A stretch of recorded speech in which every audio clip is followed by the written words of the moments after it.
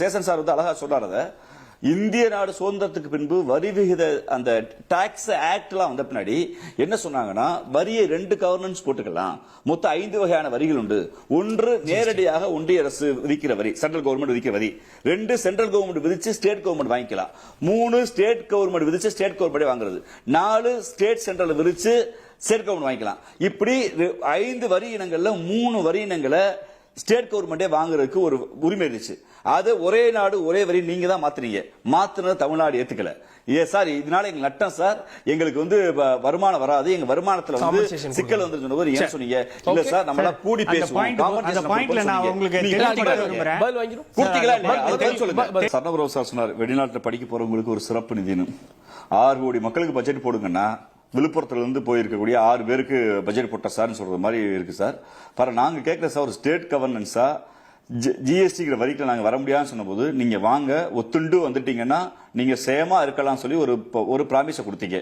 சேமா இல்ல, நாங்க ஒத்துண்டு தான் வந்தோம், எங்களுக்கு காம்பன்சேஷன் என்னாச்சுன்னு கேட்டா அது குறித்து எந்த பதிலும் இல்ல. இன்னைக்கு வரி விகிதத்துல புதிய வரிகளை விதிக்க முடியாது. எஸ்ஜிஎஸ்டி அப்படியே போயிடுது சார். நாங்க சொன்னதுக்கு பதில் சொல்லிட்டாங்க. போயிடு சார், போயிடு சார், ஒத்துண்டு வந்தோம், ஏமாத்திட்டேல் அப்படிதான் நாங்க சொல்றோம். ஏமாத்தாதேல், எங்களுக்கு கொடுக்க வேண்டிய வரியை நீங்க கொடுங்க சார் தான் நான் கேட்கிறோம். ஒன்று. ரெண்டாவது, ஸ்டேட் கவர்மெண்டா வச்ச எந்த கோரிக்கைக்கும் எந்த நிதியும் கொடுக்கல.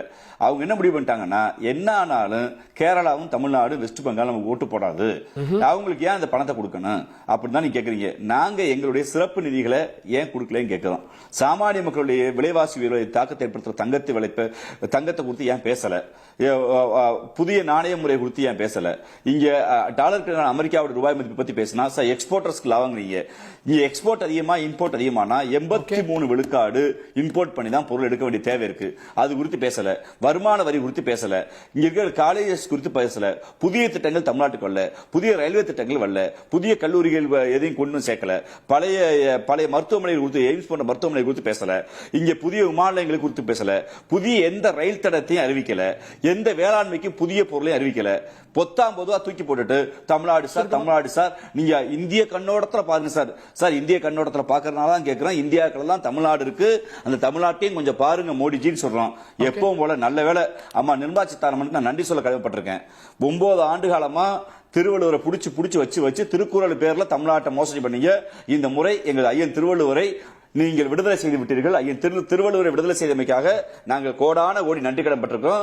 9 ஆண்டு காலமா ஒரு திருக்குறளை கொடுத்து எங்களை ஏமாந்தீங்க. இந்த முறை திருவள்ளுவரை நீங்க விடுதலை பண்ணிட்டீங்க. ரொம்ப நன்றிங்கம்மா.